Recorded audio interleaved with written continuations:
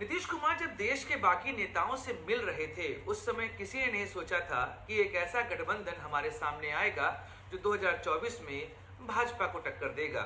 जी हाँ, ऐसा लग रहा था कि 2019 जैसे 2024 का चुनाव भी नरेंद्र मोदी के लिए वॉक ओवर हो जाएगा, लेकिन नीतीश कुमार ऐसा नहीं सोच रहे थे। लालू प्रसाद यादव के साथ मिलने के बाद उन्होंने एक ऐसा माहौल बनाया जो माहौल लग रहा था कि देश में कुछ तो परिवर्तन आ सकता है, क्योंकि माहौल ऐसा बना हुआ था कि देश में विपक्षी एकता एकदम खत्म हो गई थी। हम बंगाल की बात करें, यूपी की बात करें, बिहार की बात करें, दिल्ली की बात करें, साउथ इंडिया के जितने स्टेट्स हैं वहां पर हम बात करें तो कहीं पर भी एकता हमें नजर नहीं आ रही थी। और एक बात तो यहाँ साफ दिखाई दे रही थी कि जिस तरीके से विपक्षी आपस में बटे हुए हैं, ऐसे में वो नरेंद्र मोदी का मुकाबला अलग अलग तो नहीं कर सकते। उन्हें साथ आना ही पड़ेगा, उन्हें अपने मतभेद भुलाना ही होगा। यह बात नीतीश कुमार को समझ में आ रही थी। इस वजह से वह सारे नेताओं से मिलते थे और यह प्लान करते थे कि कैसे भी करके हमें नरेंद्र मोदी को इस चुनाव में हराना पड़ेगा, क्योंकि 2024 की स्थिति 1975 की स्थिति से ज्यादा खराब है। ऐसा कहना था नीतीश कुमार का कि डेमोक्रेसी पूरे देश में खत्म होती जा रही है, अगर हम एक साथ नहीं आए तो शायद हमारा अस्तित्व ही खत्म हो जाए। ऐसे में वो सभी नेताओं को पटना आने के लिए कह रहे थे, और जब पटना की बात होती है तो याद आती है जेपी मूवमेंट की। आज बात करेंगे इसी मुद्दे पर, क्योंकि 31 अगस्त को एक मीटिंग होने वाली है और वह मीटिंग है इंडिया गठबंधन की, और इस मीटिंग में कुछ नई बातें हमारे सामने आएंगी। चलिए डिस्कस करते हैं आज के इस वीडियो में कि आखिर क्या स्थिति बन रही है हमारे सामने। तो फिर नमस्कार दोस्तों, मैं सुधांशु और आप देख रहे हैं द स्वदेश।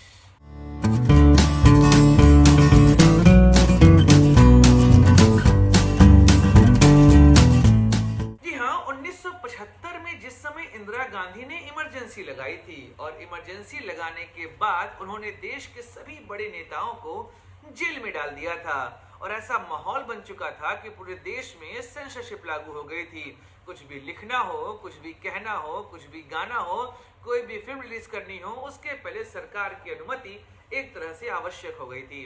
ऐसे में पटना से फूटा बिगुल। जी हाँ, जयप्रकाश नारायण ने पटना के गांधी मैदान से आह्वान किया कि इस देश में जो है तानाशाही सरकार चल रही है, इसे हटाना होगा, और इसके लिए लॉन्च किया जेपी मूवमेंट।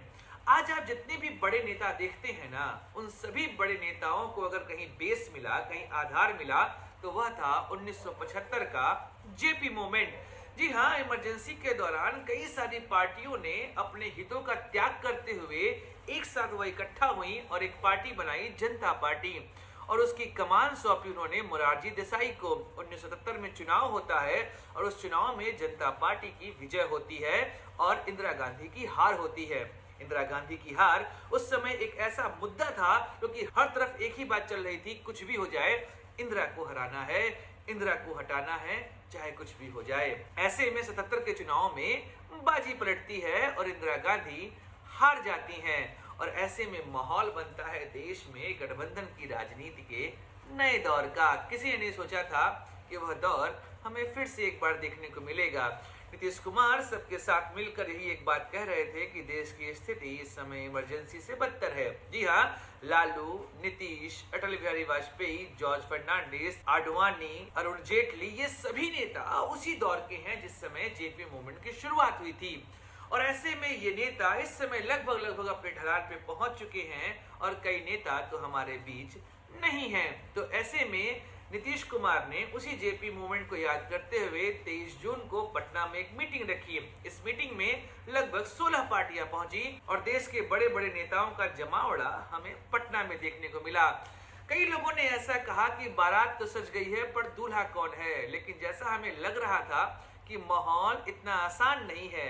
इन सभी पार्टियों के अपने अपने हित हैं, ऐसे में क्या यह समन्वय स्थापित कर पाएंगी? इस बात को लेकर हर जगह बातें चल रही थी कि आखिर होगा क्या, आखिर यह गाड़ी पहुंचेगी कहीं, और अगर यह गाड़ी कहीं पहुंचती भी है तो क्या इस गाड़ी का ड्राइवर नियंत्रित कर पाएगा इस गाड़ी को? क्योंकि 1977 में मोरारजी देसाई ने जब पार्टी की कमान संभाली थी, 80 आते आते जनता पार्टी का विखंडन हो गया था और उसी दौर में भाजपा का उदय होता है। जी हाँ, 1980 में भाजपा जनसंघ जो एक समय हुआ करती थी, वह भाजपा के तौर पर नई पार्टी बनकर आई थी।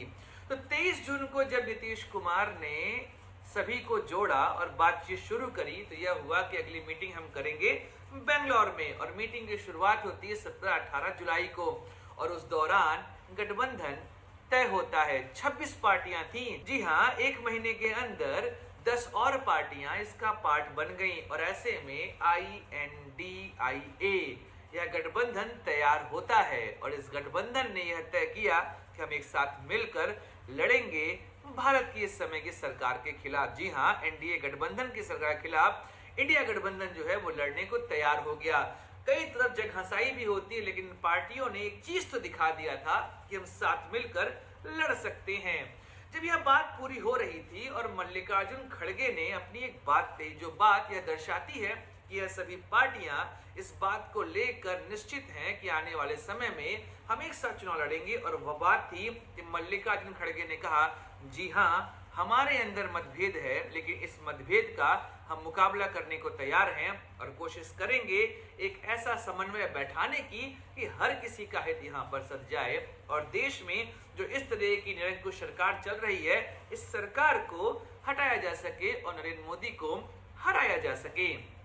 और कहा गया कि हम मिलेंगे 31 अगस्त और 1 सितंबर के दौरान, वहां डिसाइड करेंगे कि आखिर हमारा संयोजक कौन होगा, और वह जो दल हम बनाएंगे उस संयोजक दल के अंदर कितने लोग होंगे और किस तरीके से काम करेंगे। इसमें सबसे पहला नाम नीतीश कुमार का उठकर आता है। जी हाँ, लालू प्रसाद यादव ने कहा कि नीतीश इसकी जिम्मेदारी उठाएं और वह कहें कि भाई किस तरीके से इंडिया गठबंधन आगे काम करेगा। नीतीश कुमार ने अभी हाल में एक स्टेटमेंट दिया कि मुझे इसका संयोजक नहीं बनना। देखिए, नीतीश कुमार के भी अपने एस्पिरेशन है।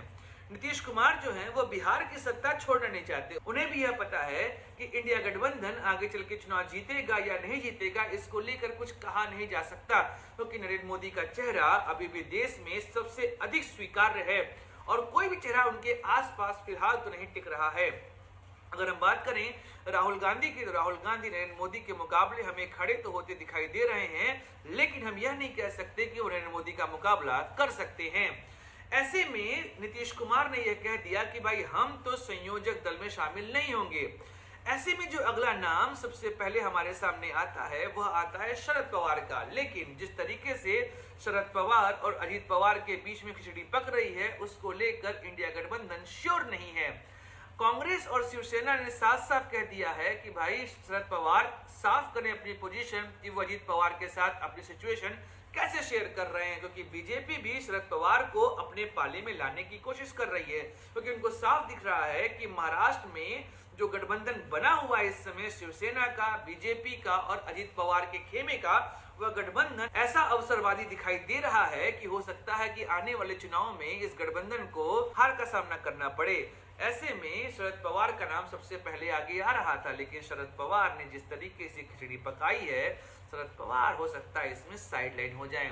ऐसे में अगला नाम जो संयोजक के तौर पे आगे आ रहा है वह है उद्धव ठाकरे का। जी हाँ, इस समय सर्वमान्य चेहरा इंडिया में वही है और उद्धव ठाकरे की भी कोशिश है वह इस गठबंधन के संयोजक बन जाएं और कोशिश करें इंडिया गठबंधन को चुनाव जिताने की और अपनी शिवसेना पार्टी को वापस से पाने की, क्योंकि जिस तरीके से उनसे शिवसेना छीनी गई उसका दुख तो उनको आज भी होगा। अगला नाम जो हमारे सामने आता है वह कांग्रेस का ही आता है। हो सकता है मल्लिकार्जुन खड़गे को इसकी जिम्मेदारी दी जाए, क्योंकि जिस तरीके से उनके अध्यक्ष बनने के बाद कांग्रेस में एक स्थिरता आई है, वह स्थिरता हमें पिछले 10 सालों से दिखाई नहीं दे रही थी। जी हाँ, मल्लिकार्जुन खड़गे ने कांग्रेस के अंदर गुटबाजी को तो एक तरीके से खारिज कर दिया है और राहुल गांधी को जैसा उन्होंने सहयोग दिया उसी की बदौलत और राहुल गांधी देश में स्वीकार्य चेहरे के रूप में हमें दिखाई दे रहे हैं। तो हो सकता है कि मल्लिकार्जुन खड़गे को ही इसकी जिम्मेदारी दी जाए कि आप कांग्रेस के साथ साथ इंडिया को भी देखें। और फिर इधर राहुल गांधी का भी चेहरा हमारे सामने आ रहा है, लेकिन अब यहाँ पर एक समस्या आ रही है, वो है आम आदमी पार्टी, क्योंकि अरविंद केजरीवाल एक ऐसे नेता हैं जिनकी आकांक्षाएं बहुत बड़ी हैं और अभी उन्होंने एक बात कही है कि वो बिहार में चुनाव लड़ना चाहते हैं। ऐसे में अगर आम आदमी पार्टी बिहार में चुनाव लड़ेगी तो कहीं ना कहीं इंडिया गठबंधन के अंदर फूट पड़ने की संभावना है। इधर कांग्रेस और आम आदमी पार्टी के बीच में दिल्ली और पंजाब में तो क्लैश चालू हुई है। अब बात यही आती है, क्या ममता बनर्जी इसकी संयोजक बनेंगी? तो ऐसा हमको दिखाई नहीं दे रहा है, क्योंकि ममता दीदी कभी भी बंगाल को छोड़ना नहीं चाहती। तो ऐसे में जितने भी बड़े नेता हमारे पास दिखाई दे रहे हैं, इसमें से फिलहाल यह लग रहा है कि 2 ही नेता ऐसे हैं जो संयोजक के तौर पर हमें दिखाई दे रहे हैं। इन संयोजक के तौर पर जो 2 नाम मुझे समझ में आते हैं, एक है उद्धव ठाकरे और दूसरे हैं मल्लिकार्जुन खड़गे। लेकिन इन लोगों ने कहा है कि यह 11 मेंबर की कमेटी बनाएंगे जो डिसाइड करेगा कि हमें चुनाव लड़ना कैसे है। ऊपर से ये लोग कोशिश कर रहे हैं कि जो लोगो लॉन्च किया जाए वो लोगो भी इसी मुंबई की बैठक में लॉन्च किया जाए। तो अब बात यही है, इंडिया गठबंधन अगर अपने आप को एक गठबंधन और एक दल के रूप में आपस में जोड़ लेता है तो उसका एक अच्छा रिजल्ट हमें देखने को मिल सकता है और 2024 का चुनाव जो है वो काफी इंटरेस्टिंग हो सकता है। क्योंकि आप अगर समझिए कि लोकतंत्र की स्थिति तभी अच्छी बनती है जब पक्ष और विपक्ष दोनों के पास बराबर की शक्ति हो। मिलेंगे अगले वीडियो में दोस्तों, बात करेंगे राहुल गांधी की दूसरी भारत जोड़ो यात्रा की, जो कि गुजरात से शुरू होकर अरुणाचल तक जानी है। तो देखते रहिए आप द स्वदेश को। मिलूंगा मैं आपसे अगले वीडियो में, तब तक लाइक करिए, सब्सक्राइब करिए और शेयर करिए इस चैनल को। इजाजत दीजिए अपने दोस्त सुधांशु को। जय हिंद, वंदे मातरम, भारत माता की जय।